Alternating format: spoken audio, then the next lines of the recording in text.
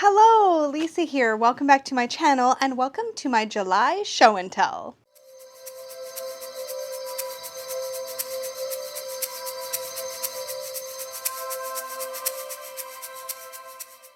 I like July. July is my birthday month. I had a good July, but it went by really, really fast. Also, I'm already like damp in the face because it is that muggy in here today, and I had to turn off the air conditioner because the last time I filmed in here with the air conditioner running, it drove me bananas in editing. It didn't seem quite so bad when I put the video up as it did when I was editing it, but like, no, we're not doing that again. So we're just gonna do this in the sticky of today's humid weather. But anyways, I digress. Let's talk YouTube stuff and memories, and then we're going to get into all of this stuff because like usual, I have a gigantic pile of things next to me and I want to talk about all of it. So as per usual, these videos tend to be long. I try not to edit them for time because if I did, it would take too long. But anyways. So YouTube things. I stumbled on a video by the Witch's Cookery called What It's Really Like to Be a Spiritual YouTuber. Oh my God, I loved it so much. So I will link that down in the description box down below. As usual in my show and tells, I will always have links for everything I talked about as long as I can find them. And if for some reason I forget one, please feel free to nudge me in the comments. I'm happy to get back to you and provide whatever link I may have forgotten, but I try to get to them all. So yeah, it was such a fantastic video and offered a different perspective. I also really, really loved when Dawn Michelle of Boho Tarot did something similar, and I will try to remember to link that one as well. But those are fantastic. I think a lot of times people think that making videos for YouTube is like just sit down in front of the camera and film. And while that's very much my style, which is just sit down in front of the camera and film, there's just so much more. There's like planning and getting things out and putting things away and like all the stuff around it. And it's a blast, don't get me wrong, but it's super validating and fun to see people talk about all the other stuff. And I feel like I have it really, really easy because again, I pretty much just sit down and talk to you guys. I try not to go too fancy schmancy, although it is a creative outlet for me making videos. So sometimes I like to play around with different types of editing or like throwing in some B-roll, which is a new thing I tried in my auntie haul. I tried it in my auntie haul this last month and it was a lot of fun. I really liked being able to show you guys the cards up close. Today I'm going to do everything the old-fashioned way, meaning when I get to decks, I'm just going to be holding them up and showing them to you. If you want to see more close-up pictures of those decks or like close-up images, you can definitely find my walkthroughs, I think, on most of the decks that I'll be talking about. But anyways, I'm getting off track. I thought it was really cool seeing people put together videos showing that kind of behind the scenes. I'd love to do kind of a day in the life of at some point kind of video if you guys would be interested in that. So let me know down below if that's something you'd be into, and maybe I'll show you kind of like how I set up maybe for client readings and how I set up for filming videos and all that kind of stuff. Although again, mine probably way less fancy than what other people do, so it's a lot more low-key. That was super fun. That was definitely a YouTube favorite. I also really, really enjoyed Crossroads Card Slingers video, How to Play Solitaire. Now, some of you guys might know that years ago, at least 2 years ago, I think, I made a video about the solitaire game designed for tarot cards called Queens of Fate. And it's a very involved game, and it does involve quite a bit of table space. I love that game. It's a lot of fun. And actually, the creator of the game found my video at one point and like commented, and I believe I have pinned his comment on that video. Again, I'll try to remember to link that video somewhere. In that video, he actually updated the rules after I made my video and provided that document. So you can actually go to the original place. I think it's on it's like on a board game site. I want to say it's like Board Game Geek where the instructions for Queens of Fate is. Anyways, he provided updated instructions after seeing my video. So if you haven't checked that in a long time, maybe go back and take a peek. If you've never heard of Queens of Fate, it's lots of fun. It's, again, a solitaire game designed to work with your tarot deck. But Crossroads Card Slinger has a very simple solitaire game that she shared in her video that it was just really easily modified to work for tarot. I have been loving it. I have been loving it. It's based on a solitaire game called Aces Up. Go watch her video. She'll walk you through it. It's so simple. I've actually been keeping a tarot deck next to where I sit to do a lot of my video stuff, editing, and like working on my laptop and stuff, so that I can literally like play YouTube videos and play solitaire. And I've just been playing solitaire all the time. Also, if you haven't seen 3 Fat Readers, we got together and did our 3 Fat Readers approved on the Druidcraft Tarot. And it's so funny because I realized after we did that video that I also featured the Druidcraft Tarot in my last Mass Market Madness video. So the Druidcraft got, and it's coming up, I'm going to be using it actually in Tarot for Training Wheels, which is starting next month. All of that to say, I clearly really enjoy the Druidcraft Tarot, and it just kind of pops up regularly for me in my life. Somebody recently pointed out on that Mass Market Madness video, by the way, that the Druidcraft is being republished again, this time by US Games. I don't know what the differences are going to be. If somebody at US Games sees this video and wants to comment down below and tell us what the changes will be, that would be great, because as somebody else pointed out on that video, there have been so many different versions of the Druidcraft over the years, most of which seem very similar. But anyways, I am off in Tangent Town. It's what I do in these videos. I literally feel like, I say this all the time, but I literally feel like we are all hanging out here in my room and we're just chatting about everything. And by we, I mean really I'm just talking to you and you are just stuck listening because you can't talk back. So it's very one-sided in that way, but it just feels really fun to just sit here and chat. So when I go off in tangents, I try not to worry about it too much. But anyways, I'm going to reel it back in a little bit. Other fun things on YouTube in July, we had 2 more episodes in the Helping You Say Yes to the Deck series. This kind of like audience subscriber participation mini-series has been so much fun. Peggy and I got the last few segments filmed in the past week or so, and those are getting edited into the last 2 episodes, which are coming out next month, August. Well, I guess this month when you're watching it, but they'll be coming out in August. And I'm really excited for that. There's a really cool twist happening in episode number 6, so you will not want to miss that.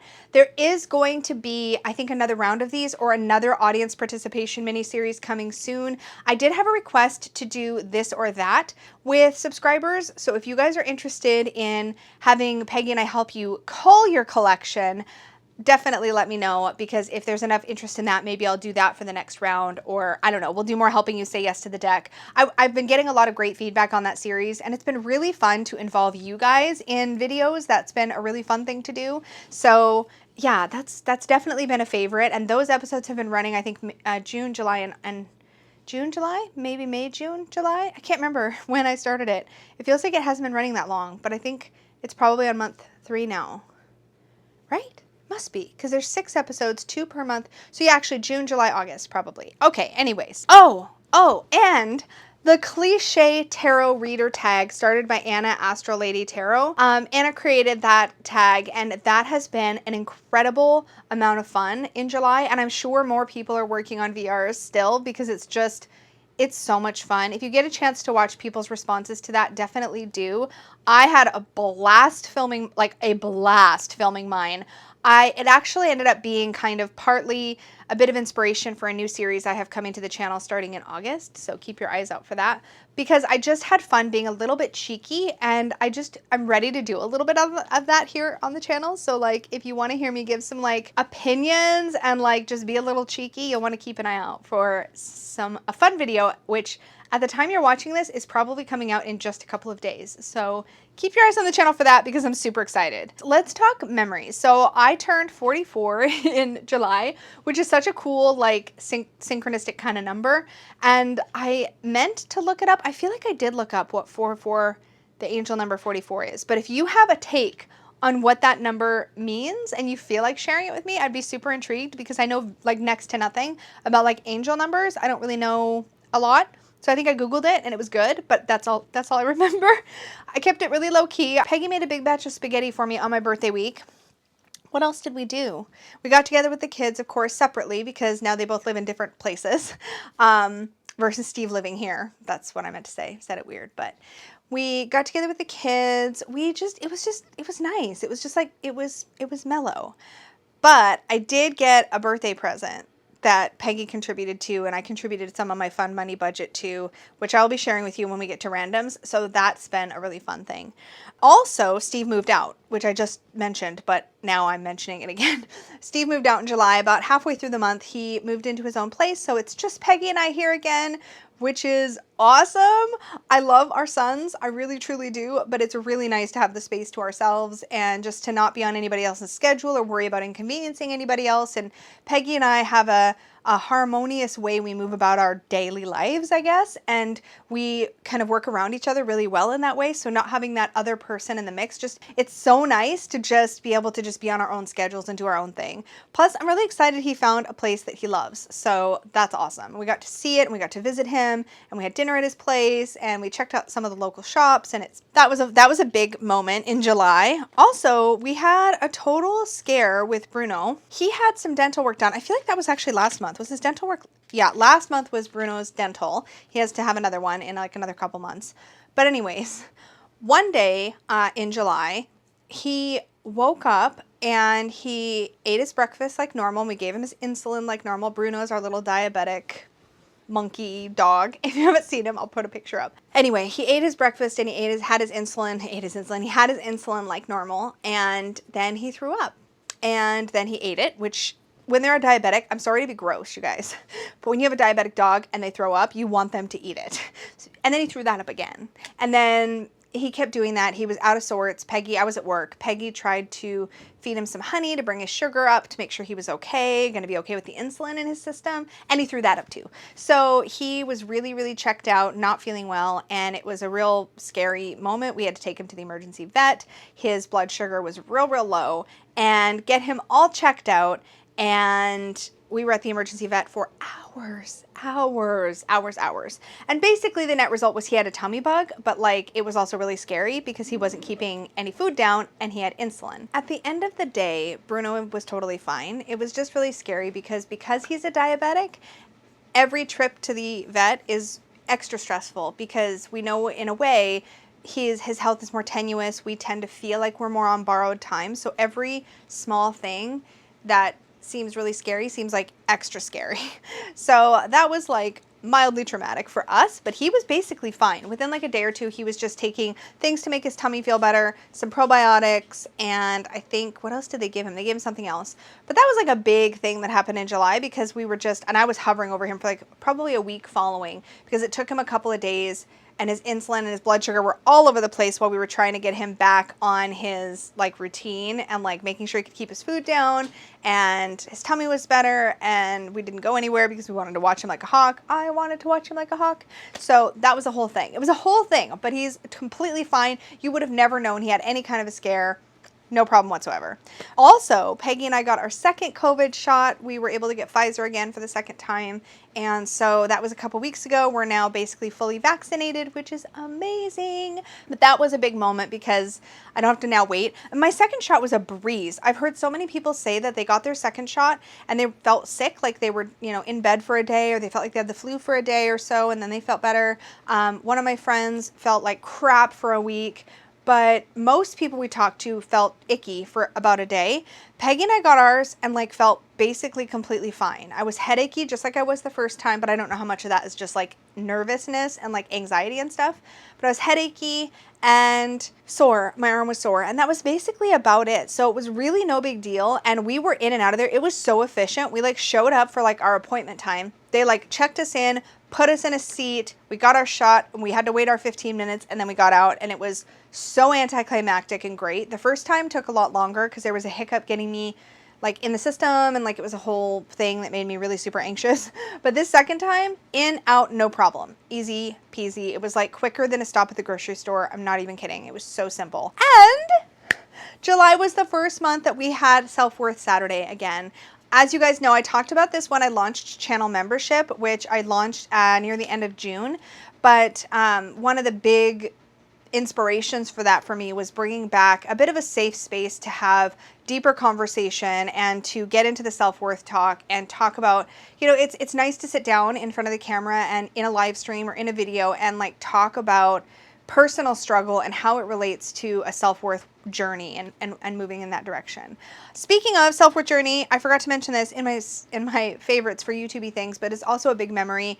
July marks the end of my year of content on walking the self-worth path, and it has been a whole thing. There's a whole bunch of comments on the last video that I need to go back and respond to. I haven't done that yet. It's weird because I know that I can't feasibly, with the amount of videos I put out, respond to every single comment that people leave me, but on certain videos I try really hard to get to most, if not all of them. There are definitely times when older videos get comments and I don't get notified properly, and those I might miss, but as I'm rolling out videos in the first couple of days, I almost always see all the comments. So just know that I see and read it, whether or not I get a chance to respond. I know I've said this before on the channel, but it bears repeating every now and then, so you know what's up with that. Let's talk about a couple like witchy favorites for the month. So I have two. I received the Witch's Moon box this month in July, totally unexpectedly. And the Witch's Moon box for July had a stunning like intention bead. I guess you could call it a mala, although it has 108 beads like a traditional mala, but I believe they just called it like an intention necklace, or just even just a necklace in the write-up for the box. But this is absolutely gorgeous. Now, you might know that I have two other malas, and each has a very, very different energy. And I was so excited to receive this because this has its own very different energy. So I don't have any repeating energies in my meditation beads, malas, or however you want to refer to these. These are so wonderful for me for focus. And what excited me about this particular set is it's very grounding, and it's very stabilizing kind of energy. It's got a heaviness to it that my other two malas don't. My other two malas are a primarily rose quartz. I'm looking at them because they're hanging right over here beside my bed. But there's a rose quartz, primary rose quartz mala that feels very sort of soothing and nurturing and very self-love based. And then I have a very ocean themed mala that was made for me by Danny of Danny Mystic. And those are really special as well. But getting this with, it has obsidian, hematite, and smoky quartz, and it's just such a stunning combination with a black tassel. I love this so much, and I love the way that the team at the Witch's Moon kind of described how one of the ways you could work with this by choosing a mantra and working your way through all 108 beads for the repetition of that mantra. You essentially charge this with your intention, which I think is a really beautiful way to work with malas. I do have a couple shorter strands as well of prayer beads, or like I guess you could call them mini malas, that I work with as well. But I really love these long ones. They are wonderful, soothing things for me, and I'm a very tactile person, so sometimes I'll put something like this on. I used to actually regularly wear beads like this during certain live streams because I could like fiddle with it, and it would kind of help keep me a little more focused, because if you haven't noticed, I can be a little all over the place. So I really love this. This was such a special thing to end up receiving, and so I'm really grateful to the team at the Witch's Moon for sending me this. This was really sweet of them. I'm assuming that's where it came from, because they had been sending me the Witch's Roots box for review for a long time, and then in July this one showed up as well. So I'm assuming that's who it's from. If it is not from the team at the Witch's Moon and one of you like anonymously sent this to me, thank you. There was no note, so I don't know for sure. I'm just assuming that's how this ended up with me, but this is really, really lovely. And another thing that came in that box that is really super cool is this like incense burner, like censer kind of thing, like bowl. It's really cool. It came with like a little wooden stand.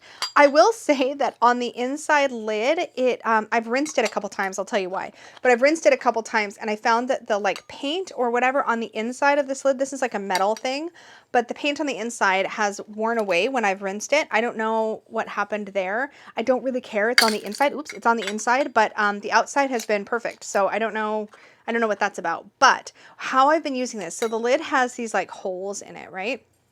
And so what I do is I put these little stones in the bottom so that I could create some, a little bit of airflow, because, oh, I didn't bring it to show. They also sent a pack of rope incense, and I have a bunch of rope incense. It's my favorite kind of incense because it's smaller than an incense stick. It doesn't burn for nearly as long, less smoky. I find it to be way less smoky anyway.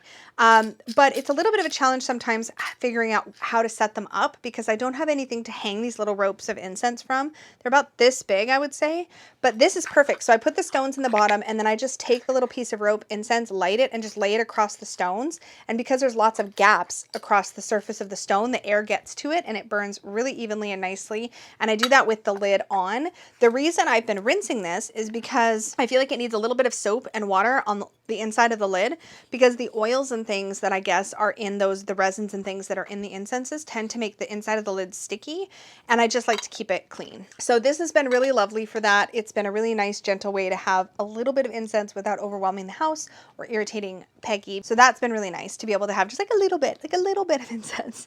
But that was in my like witchy category. Let's talk body stuff. So the first thing, I would have brought it, but it's messy and hard to show, but I got a bar of soap from Lush. It is in the scent Karma, which is my favorite, I should say my absolute favorite, one of my absolute favorite scents that Lush has ever created. I'll put a picture of a slice of the soap somewhere on the screen if I can find one, but it is divine, and just having it in my bathroom to just wash my hands with, it just makes the whole bathroom smell like that scent of Karma, and it is lovely. And it was like $7. I often forget when I go to Lush that I don't have to spend hundreds of dollars every time I walk in, because it's really easy to be like bath bomb and bubble bath bar and shower gel and lotions and blah, blah, blah.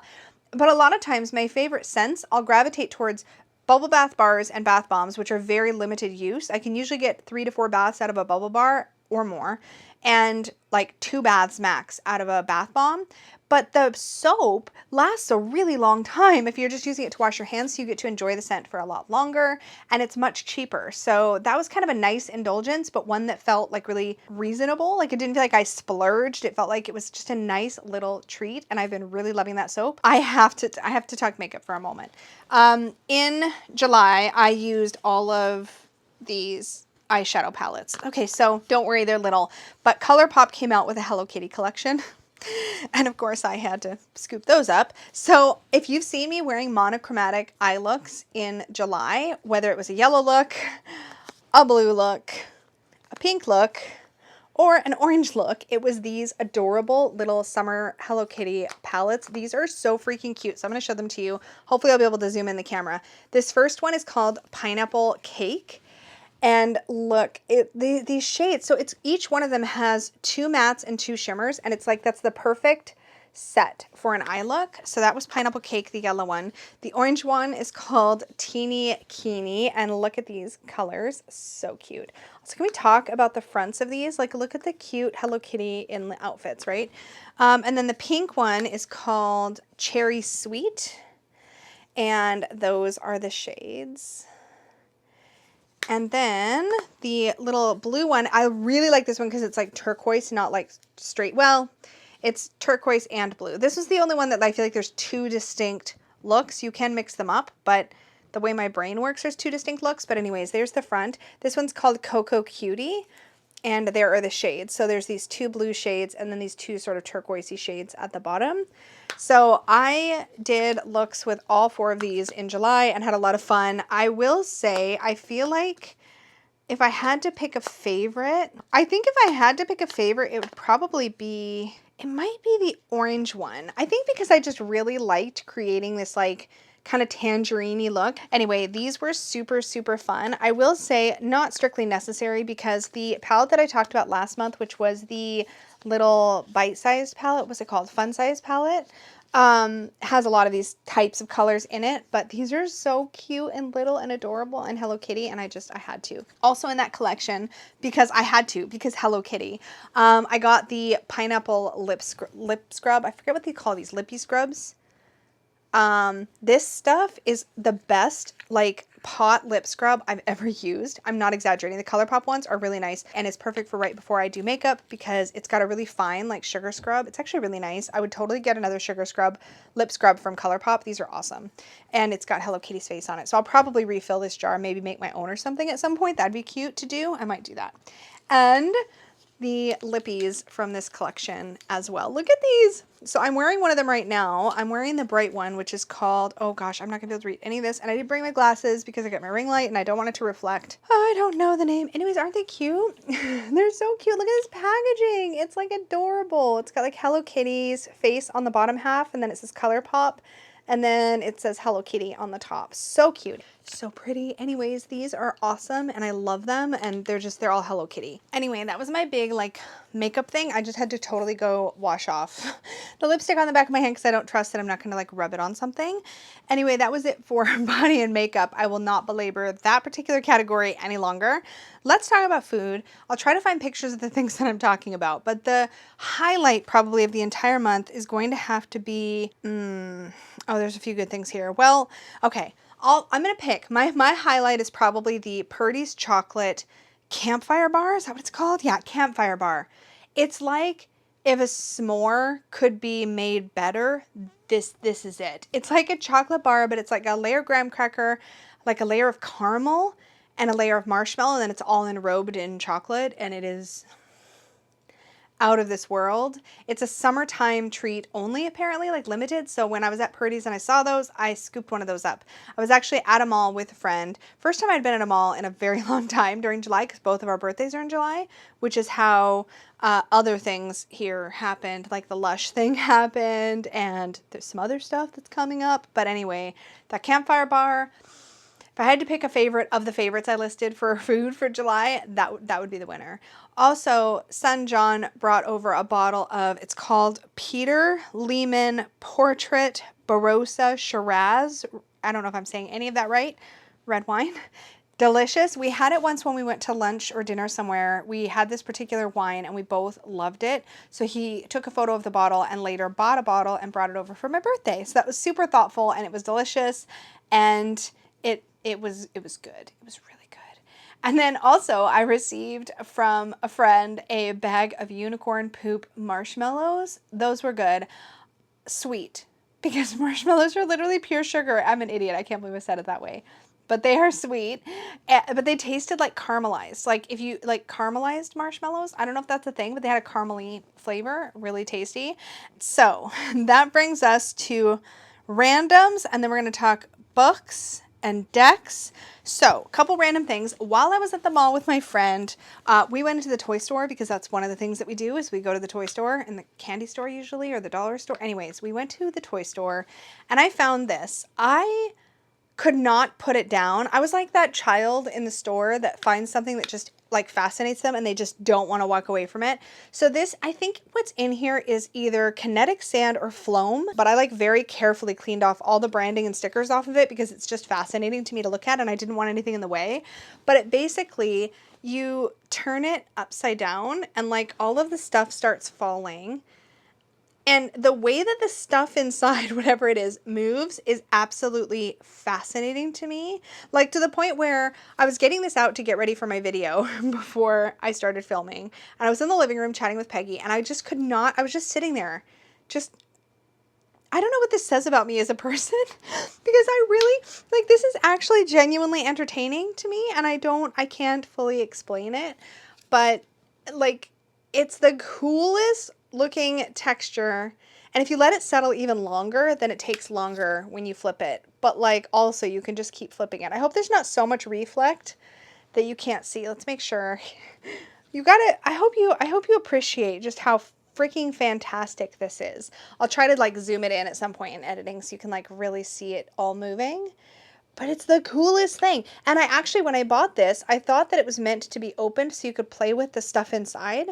But I tried to, that's why I was out with it in the living room, so I was asking Peggy, like, can you get the lid off? I don't think it's meant to come off. She said it's glued. So I think it is literally just meant to be, like, enjoyed like this. Although I'm sure you could get into it if you wanted to.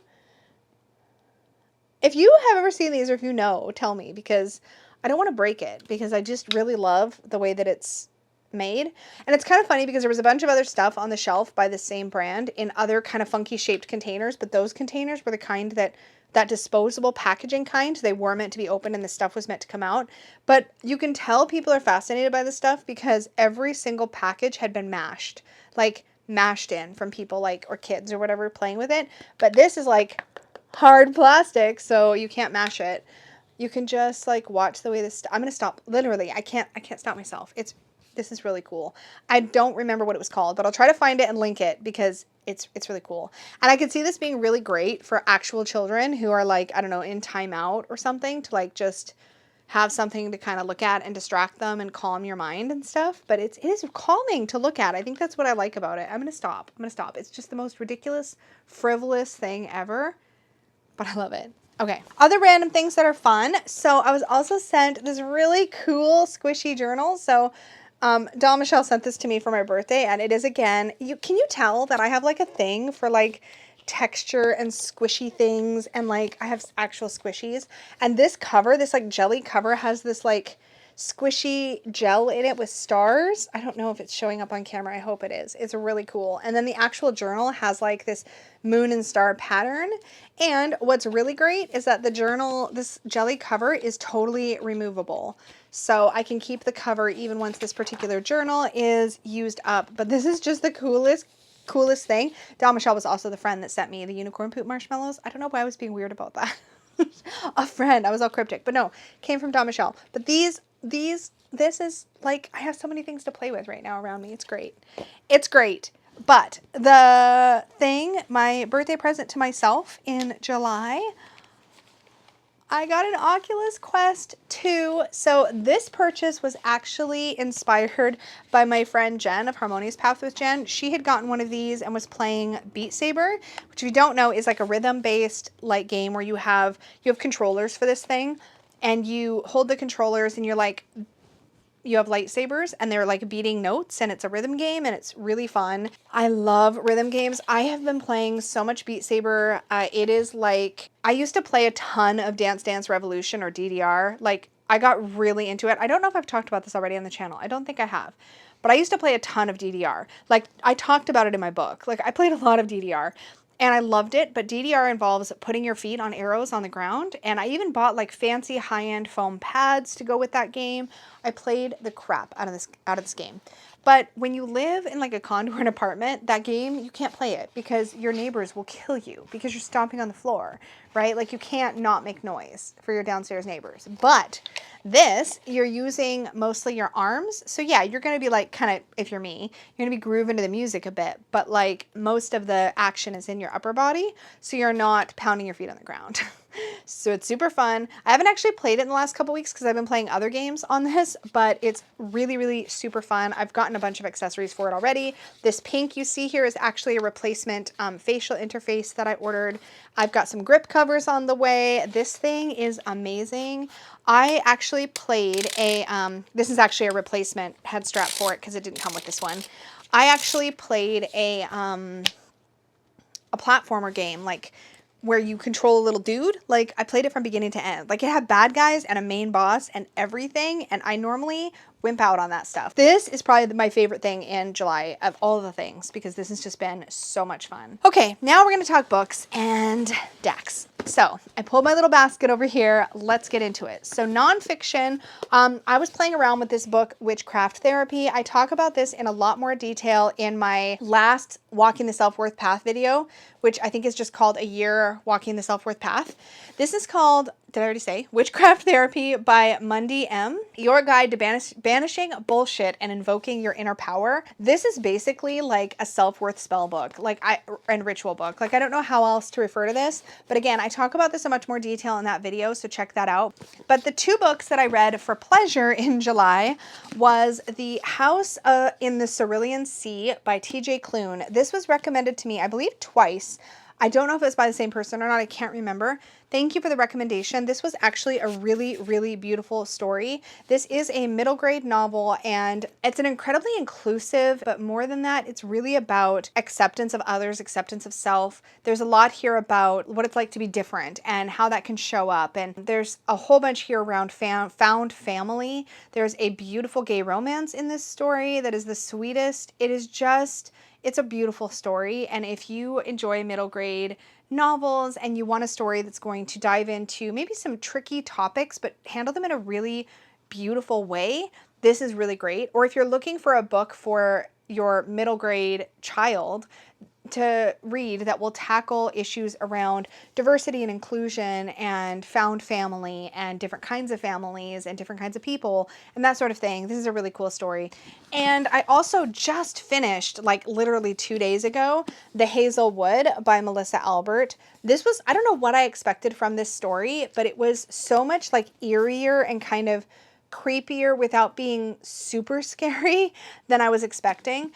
It was still fine for bedtime. It wasn't like a full-on thriller, but there was a lot of suspense. There was a lot of fantasticalness in this book. I don't know how else to describe it. I'm actually currently reading the sequel. What's it called? Hold on. It's back here with my book light by my bed.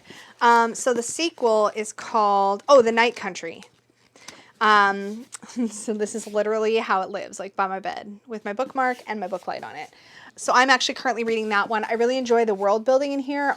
I think I enjoyed the most out of this book and what I found really captivating was the writing style. Anyway, the writing here is really, really, really descriptive and poetic and beautiful. And I loved that about this. What I kept thinking was that I had heard at one point that a good writer shows, they don't tell. And I felt like that's something that this author does, Melissa Albert does really, really well in these stories. I felt like the descriptions and the way things were explained was really visually stimulating in my mind, if that makes sense. Like visually stimulating, is that the right way to express it? It brought up visuals in my mind really easily. It was a really good book. Super excited to be reading the sequel. And I also even have the book called Tales from the Hinterland, which is what is the actual fairy tale book that's talked about in this book. So I actually also have that as well. And I plan to read that through once I'm done with the sequel. But super loved this. This was great. So I've been sharing this because I like to rotate these. This is the wrap bag, 2-pocket wrap bag I've been using through July. Peggy makes these big 2-pocket wrap bags. And what I like to do is I will put 2 decks side by side in it. And then I use the wrap open up portion to do my daily draw on at my office. So usually I like to do a draw on my lunch break or my morning break, and I like to pull cards for myself. So this is perfect because it's all in sort of one little setup. So I really enjoy using these for that. They make really great little travel bags for that purpose too. But this one is just beautiful. It's got these like gorgeous green ferns with like gold detailing on this like white kind of wood backing. And then the matching fabric wood backing is on the inside. This is so pretty. And I snirked one as soon as Peggy made these. So been enjoying that. Decks. I had a rough month. Okay, so through June, I was working with a deck a month, which you may have noticed on the channel. It all started to fall apart for me, actually, really I want to say it was May or June. I can't remember which month. It must have been May. I think it was May May was a little messy. June, I think I worked with the Gentle Tarot and that was great. Or I have my months flipped. I can't remember. Anyway, in July, my plan was to work with the Dame Darcy Queen Alice Tarot alongside the Alice the Wonderland Oracle, which is the Blue Angel Oracle deck by Lucy Cavendish and Jasmine Beckett Griffith. And this deck, this Alice the Wonderland Oracle, was fantastic. I really enjoyed working with it. And for about half the month, I actually worked with this Oracle deck. And I worked with this beside Alice. I was going to have a whole Alice month. That was the whole thing. When I actually sat down to have an Alice month, though, I even had a special Alice in Wonderland reading cloth. This fabric is fabulous, by the way. It's completely Alice in Wonderland themed. And then there's this peach fabric that goes with it on the back that actually has quotes from the books on it, which is super awesome. Anyways, so I even had like the Alice reading cloth, and I was like, Alice, Alice, Alice, and I was having a great time. See, I even have the same bag here for this Dame Darcy Queen Alice Tarot. But the whole time I was working with the Dame Darcy Queen Alice Tarot, which by the way is a delightful deck. Let me just show it to you. This is absolutely gorgeous. See if I can keep the glare off of it. I love this. This is fantastic. It fell completely flat for me. And the whole time I was working with this deck, all I wanted was my Baba Studio Alice deck. So about a week in, I put this aside and I got out my Baba Studios Alice Tarot because that's the one I really wanted to work with. And so I got this one out. I've had this one the longest. This is in another Alice in Wonderland themed bag that I think is so cute. This fabric was acquired. I mean, you can tell because we have a colored cord on it. This was in very early days of Peggy's shop. Anyway, this Baba Studios Alice Tarot is my favorite Alice Tarot to date. And as soon as I got this in hand, I was doing much better for July, because this is just, I'm so bonded to this as like my Alice deck. And I really thought I was going to also enjoy working with the Queen Alice deck, but I don't know. I have to sit with that one a bit. You may be seeing this Alice deck up against that one in a future this or that, because I'm just not sure it makes sense for me to keep both in my collection. I do kind of low-key want to check out the Llewellyn Alice in Wonderland deck, because I'm curious if I would get along with that one. But I have Alice themed bags. I even have in the Oracle deck that peach fabric that has the quotes from the story in it, and that's where the Oracle deck's living. I really wanted to have a fun Alice month, but it just wasn't landing for me. And one of the things I think I realized is that I'm over working with just a deck a month. I used to rotate my decks weekly. I did that for a long, long time. And I decided to deep dive into a deck a month this year. But I think that time is done for me, because I am so ready to start rotating and working with decks weekly. And that's just where I'm at right now. So I swapped out for, I didn't quite go weekly, but I swapped out for the second half of the month to working with my Tarot Renard. This is a deck by Celia Melville, and it is so gorgeous. This was a Say Yes to the Deck purchase for myself. It was a Kickstarter at the time that I filmed my Say Yes to the Deck episode. I love these copper accents on the back. So pretty. This is a fox themed tarot, and it is so storybook and beautiful. I really, really, really enjoyed working with this for the second half of July, and I'm so glad that I gave myself permission, because there's just, these characters are just lovely. And I had already worked with this deck a little bit for myself. I think I also pulled it into live readings at one point, but I really enjoyed working with this deck for myself in like single card pulls every once in a while, but working with it dedicated for a week. Actually, I worked with this for 2 weeks. Working with this dedicated was so much fun, and I got so much out of that practice. The first week that I worked with it, I actually paired it with this little Forest Fae Oracle, which I shared in a birthday haul that I went live on my actual birthday and shared. This is such a cute deck. Okay, so here's my problem. I'm not going to go crazy showing a ton of cards because I'm going to have lots of glare. These are glossy. Here's my problem. Some of these cards worked so well as like an Oracle card pull. But sometimes not so much. So I don't know. The illustrations on this little mini deck are so fantastic, and this deck has such a great storybook quality. I'm probably going to keep it for the time being, maybe try pairing it with something else, but it just, sometimes I pulled a card and it felt like it had a message, and sometimes it just felt like, I don't know, like not like a message. It felt shallow. And I don't think the deck is shallow. I just think that was my experience with it, playing with it that week. I don't think it was the best pairing for Tarot Renard. I just really wanted to play with it and see what I thought. So I'm going to try pairing it with some decks that it's better suited for, such as I might try pairing it with Tarot of the She, or pairing it with the Enchanted Forest Tarot. What's that one called? Tarot of the Enchanted Forest?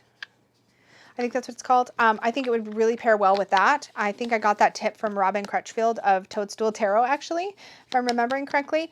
But I think it might pair well with some other decks. I don't know. I'm kind of on the fence. It's super cute. I just don't know how usable it's going to be for me. So time will tell. However, in the last week, I actually paired the Tarot Renard with one of my favorite little animal oracle decks, the When My Soul Whispered Oracle deck. This is the independent version, but there is a mass market version currently available for pre-order by US Games, I believe. If it's not available for pre-order yet, it's coming soon.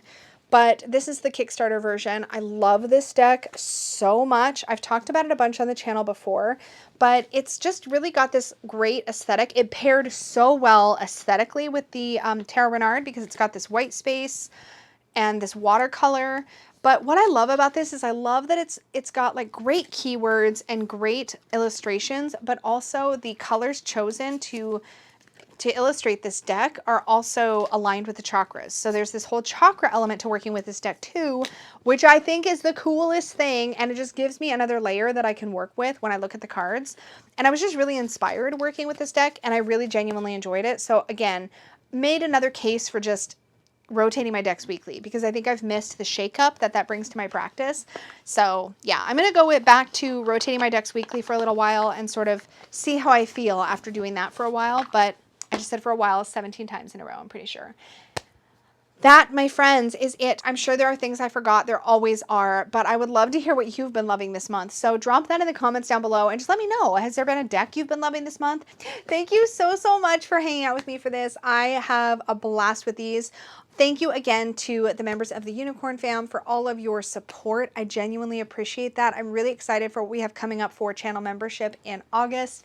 Bunch of fun videos planned and live streams planned, and it's just going to be a good time. I have started, and I've gotten some great feedback on this, but I have started, I did it in July and I did it again for August, listing what I know for sure is coming as far as videos and content, both for the public and also for channel members. I've been doing that, and so far people seem to really like it. So if you want a little bit of a heads up of what's coming to the channel this month, go check that out. It's on the community tab on my channel, and you can just take a peek and see what's coming up. If there are any lives planned, I will make sure to put the dates and times that I have in my planner for those events, and we're just gonna roll with it and see how it comes up. I've got some fun new things starting in August that I'm so excited for. Thank you so much for all your time and energy and hanging out with me so I can talk about all the fun things from the past month.